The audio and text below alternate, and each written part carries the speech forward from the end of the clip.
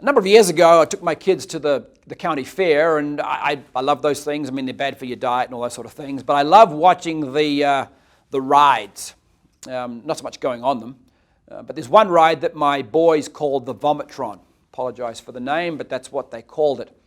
And I was sitting there watching, happy to pay for my kids to ride them, and I wasn't feeling particularly like wanting to ride it myself. Watching, and these characters that run these carnival rides are an interesting group of people.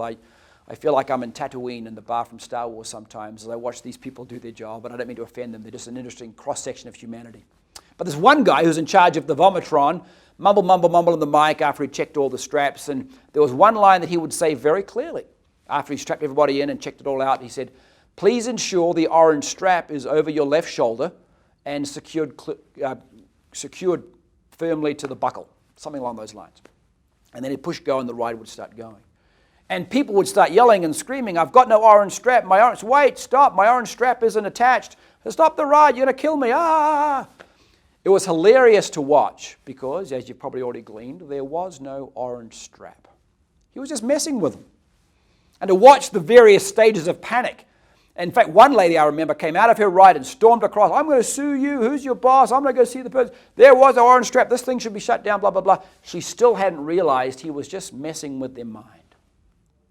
I was entertained, I must confess, for longer than I should have been at the simplicity and stupidity, I would add, of some people. And I get that. We're already hyped up and you're not thinking straight. But I got to thinking about life.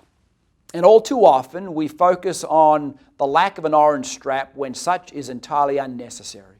We stress out over a whole bunch of stuff that just isn't going to happen. Or if it does, there's nothing we can do about it. Or it's just not important anyway. The orange strap was completely redundant because it didn't exist. You're already strapped in, more than you needed to be. You had to be by definition of regulation and just general common sense and safety. The need for an orange strap was moot. So people got all worked up for a moment or for much longer, in this case of the lady, over something that was just irrelevant. And I think that's true for us in this business. There are jugular activities and then there are incidental activities. Focus on the things that matter. Do the things that build the business. Worry about those things you've got complete control over, that you can influence and do something about, and get practiced, as hard as it is, at discarding those things that either don't matter or you can't control or just are irrelevant to what you're focused on. Don't worry about the orange strap because inevitably it just doesn't exist. Or if it does exist, it's just irrelevant.